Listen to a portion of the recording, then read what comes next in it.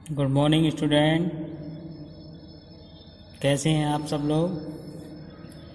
देखो, हम अपनी लास्ट वीडियो प्रथम विश्व युद्ध में बात कर रहे थे, उसी का आज एक नया बिंदु है, कारण, कि उसका प्रथम विश्व युद्ध का कारण क्या था। तो आज मैं आपको कारण के बारे में बताऊंगा कि कारण था क्या। कारण में बहुत से कारण थे, जिनमें से कुछ कारण बताए गए हैं, तो उसके बारे में आपको मैं जानकारी दूंगा। ठीक है, तो मैं अपनी वीडियो स्टार्ट करने से पहले आप सभी को बताना चाहता हूं कि सभी स्टूडेंट अच्छी तरह से सुने और समझें। जैसे कि हमारे प्रथम विश्व युद्ध के मुख्य 4 कारण थे। कितने कारण थे? 4 कारण थे। प्रथम विश्व युद्ध के मुख्य 4 कारण थे। नंबर 1, सैन्यवाद। सैन्यवाद जानते हो क्या होता था? सैन्यवाद। दूसरा, गठबंधन पद्धति। तीसरा, साम्राज्यवाद। तीसरा कारण था हमारा साम्राज्यवाद। और चौथा कारण था राष्ट्रवाद। क्या कारण था? राष्ट्रवाद। तो हम अपने बिंदु के पहले पॉइंट सैन्यवाद पर बात करेंगे कि सैन्यवाद क्या था। सैन्यवाद का मतलब जानते हैं आप सभी? सैन्यवाद का मतलब होता है सेना, आर्मी, जवान, ये सभी हमारे जो सैनिक, सेना के अंदर कार्य करने वाले जितने भी कर्मचारी होते हैं, जितने भी सैनिक होते हैं, सिपाही होते हैं, वह सब हमारे सैन्यवाद के अंतर्गत आते हैं। उस समय जो दुनिया थी, सेना, आर्मी, जवान, उस समय जो दुनिया थी उस होड़ में लगा हुआ था। किसमें? दुनिया वाले जो थे एक दूसरे की होड़ में लगे हुए थे। था क्या? जिसके पास ज़्यादा सेना थी, जिसके पास ज़्यादा सेना थी, जिसके पास ज़्यादा सेना थी, जवान थे, वह ज़्यादा ताकतवर माना जाता था। जिसके पास ज़्यादा सेना होगी, ज़्यादा सैनिक होंगे, ज़्यादा जवान होंगे, तो वह क्या होगा? सबसे ज़्यादा ताकतवर माना जाएगा। एक जाहिर सी बात है कि क्योंकि जो ताकतवर वही तो होगा जिसके पास ज़्यादा सेना, सैनिक, जवान, युद्ध लड़ने के लिए नए नए तरीके, हथियार, सारी चीज़ें होंगी, तो वही सबसे ज़्यादा ताकतवर माना जाएगा। वह ज़्यादा ताकतवर था। वह उस पर दूसरे कब्जा कर लेता था। वह उससे दूसरे पर कब्जा कर लेता था। और कब्जा कैसे कर लेता था? जैसे कि जो ताकतवर होगा वही तो दूसरा आदमी पर कब्जा कर लेगा। कमजोर व्यक्ति पर हर कोई ताकतवर व्यक्ति होगा वही तो कब्जा कर सकता है, या कमजोर पर कब्जा कर सकता है? नहीं कर सकता। जाहिर सी बात है। तो देखो, वह थी हमारी सैन्यवाद। सैन्यवाद में सैन्य शक्ति की रेस थी। एक सैन्य शक्ति की रेस पर होड़ लगी हुई थी। क्या लगी हुई थी? एक होड़ लगी हुई थी सैन्य शक्ति पे। किस प्रकार से? कि जिस प्रकार से सैन्य शक्ति की रेस में कि जिसके पास जितनी सेना होगी वह उस क्षेत्र में, उस राज्य में या उस जगह अपना साम्राज्य इतने रूप से फैला लेगा जिससे कि उसकी सैन्य शक्ति बड़ी होगी, वही सैन्य शक्ति में अपना भाग ले सकता है। जैसे दूसरे नंबर पर मशीन गन। मशीन गन जानते हो? नए नए आधुनिक हथियार। जिस सेना के पास में नए नए आधुनिक हथियार होंगे, जैसे मशीन गन, टैंक, बड़ी और नई जहाजें, बड़ी आर्मी, ये 4 चीजें होंगी या 5 चीज। सैन्य शक्ति, सेना तो है नंबर 1, दूसरा मशीन गन, आधुनिक हथियार, टैंक, बड़ी नई नई जहाजें, बड़ी आर्मी, ये जो सब कुछ था उसका, उसमें क्या होता था कि व्यक्ति जो था, वहाँ का साम्राज्य जो था, सम्राट जो था या शासक जो था, जो उस पर जिसकी सेना थी, वह उस पर एक दूसरे पर अपना बहुत ही तरीके से बल स्थापित करके पूरी ताकत के साथ उसको क्या करता था? हासिल करता था, साम्राज्य को जीतता था। तो ये कौन कर सकता था? ये सिर्फ वही कर सकता था जो कि सैन्य शक्ति, जिसके पास भरपूर सेना होगी, जवान होंगे, मशीन गन होंगी, आधुनिक हथियार होंगे, टैंक होंगे, बड़ी बड़ी और नई नई जहाजें थी और बहुत बड़ी आर्मी थी, एक बहुत बड़ी फौज थी।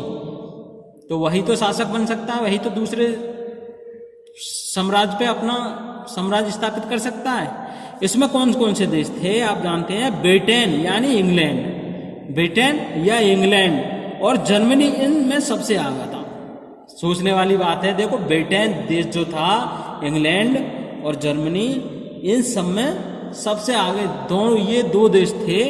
क्योंकि आगे था, क्योंकि औद्योगिक क्रांति, क्योंकि हमारी जो औद्योगिक क्रांति आई थी वो सबसे पहले इंग्लैंड से स्टार्ट हुई। क्यों हुई? क्योंकि इंग्लैंड एक ऐसा देश था कि उसके पास उद्योग धंधे करने के लिए नए नए उद्योग धंधे फैक्ट्रियां थी और उन उद्योग धंधों में नए नए तरह के नए नए टेक्निक के द्वारा नए नए हथियार, आधुनिक हथियार, बम, परमाणु बम और नई नई टेक्निक से अपनी सेना को मजबूत करने के लिए उन्हें हथियार, युद्ध लड़ने के लिए हथियार देता था।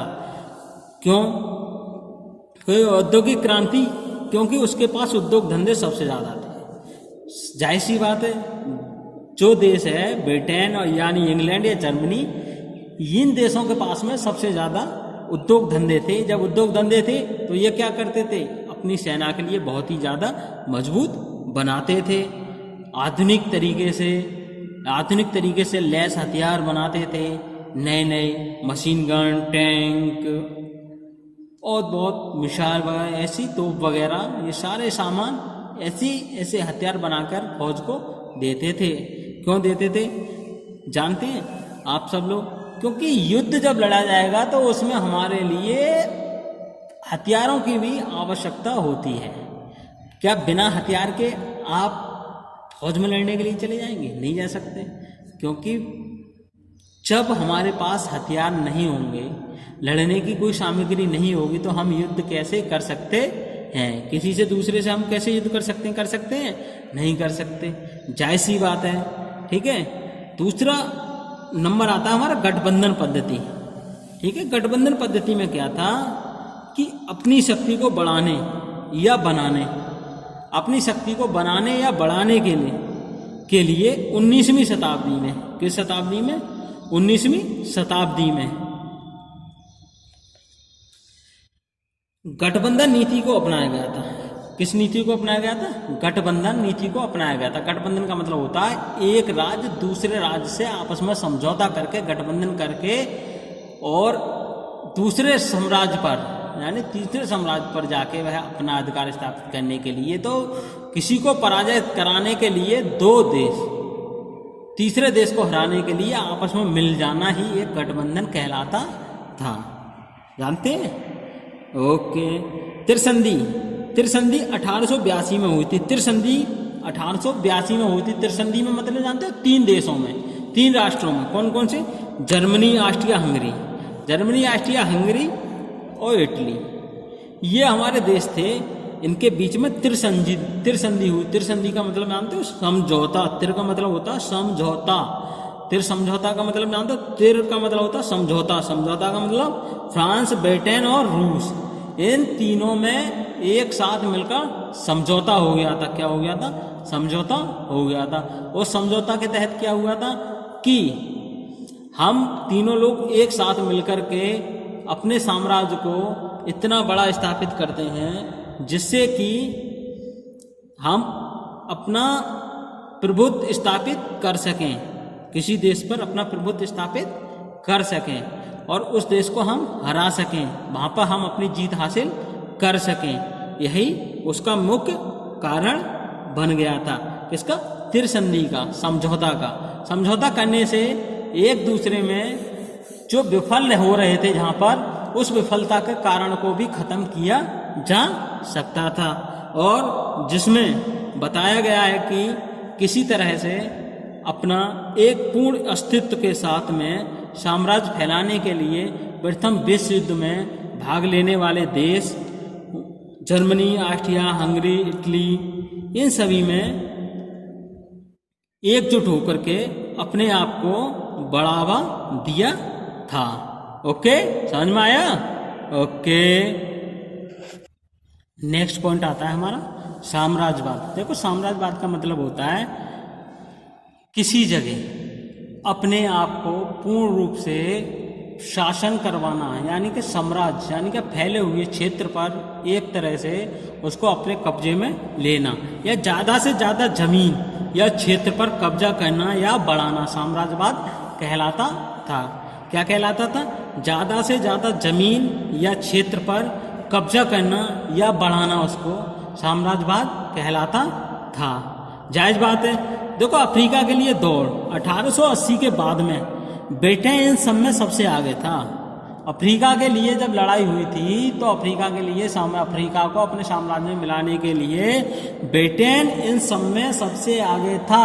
किस सन में? 1880 में। आप सब लोग जानते हैं कि 1880 में जो ब्रिटेन था वह सबसे आगे था। किसमें? अफ्रीका के लिए दौड़ में।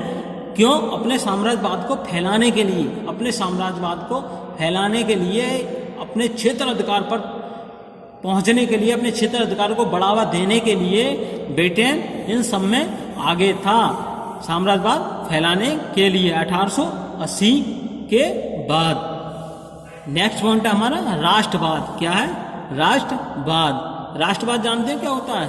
राष्ट्रवाद या देश शक्ति की भावना 19वीं सदी में बढ़ चढ़कर उभरी और पूरे यूरोप में अपने में जकड़ लिया, पूरे यूरोप को अपने में जकड़ लिया। देखो राष्ट्रवाद का मतलब होता है हमारे देश के लोग जो थे, जनता जो थी, वो इतनी बड़ी राष्ट्रवादी थी कि उनके लिए अपने देश राष्ट्र यानी कि अपने देश से, अपने राष्ट्र के अलावा और कुछ उन्हें दिखाई नहीं दे रहा था। जिसमें कि उन्होंने देखा था कि हम अपने देश पर अपने प्राण न्यौछावर कर देंगे, अपने देश के लिए प्राण न्यौछावर कर देंगे, अपनी जान दे देंगे, अपने देश को लेकिन गुलाम नहीं होने देंगे। इतनी बड़ी देश भावना हमारे देश, राष्ट्रवाद की भावना हमारे देश के अंदर पैदा हुई थी, जनता के अंदर। जनता हमारे देश की इतनी बड़ी वो थी कि वो चाहती थी कि हमें अपने देश के बचाने के लिए, चाहे हमें अपने राष्ट्रवाद को बचाने के लिए, हमें अपनी पूरी शक्ति, पूरी ताकत जो भी है, तन मन धन से उसमें निछावर कर देंगे और उसको हम लगा देंगे। इसमें क्या था? 19वीं सदी में राष्ट्रवाद की भावना को लेकर, देश शक्ति की भावना को लेकर पूरे यूरोप को अपने में जकड़ लिया था। यानी यूरोप जो था हमारा, यूरोप के लिए अपने अंदर स्थापित कर लिया गया था, अपने अंदर उसको कब्जे में ले लिया था, जकड़ लिया था, बांध लिया था, उसको बंदी बना लिया था।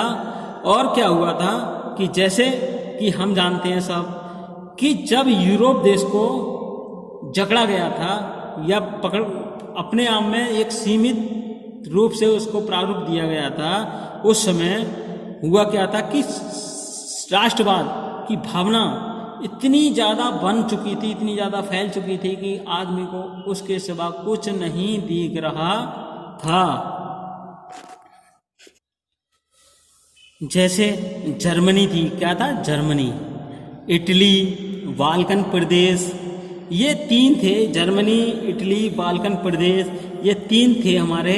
ये राष्ट्रवाद की भावना इतनी पनप गई थी इनके अंदर कि हम कुछ इसके बारे में समझ भी नहीं सकते कि इनके अंदर कितनी बड़ी राष्ट्रवाद की भावना पनप गई थी, पैदा हो गई थी, या इतनी इनके अंदर जन्म गई थी। इन देशों में लड़ाई की धारणा बैठ गई थी। किनमें? जर्मनी, इटली, बाल्कन प्रदेश, इन देशों में राष्ट्रवाद को लेकर इतनी भावना पनप गई थी कि इन देशों ने लड़ाई की धारणा जो थी वो पूरी तरह से अपने मस्तिष्क के अंदर ठान ली थी कि हम युद्ध करेंगे, युद्ध करेंगे। जब युद्ध करेंगे तो क्या होगा? विनाश होगा, विनाश होगा, क्षति होगी, सैनिक मारे जाएंगे, पैसा खर्च होगा, बहुत कुछ हमारे जाने। मैंने आपको लास्ट वीडियो में बताया था कि क्या क्या क्षति हुई थी, वही हमारे हुआ था। लेकिन इन देश जो थे, इन्होंने अपने आप को एक तरह से पूर्ण रूप से ऐसा कर लिया था कि हम इन देशों की लड़ाई की धारणा में इतना बैठ गई थी कि हम अब विश्व युद्ध में ही उतरेंगे और युद्ध करेंगे। यही इनका एक मुख्य कारण बन गया था। और आज के इस वीडियो में इतना ही। मैं आपके लिए नेक्स्ट वीडियो लेकर आऊँगा। इसी के कुछ पॉइंट और हैं, उसके बारे में आपको बताऊँगा। मेरी आप अगली वीडियो का इंतज़ार करें। Okay, thank you.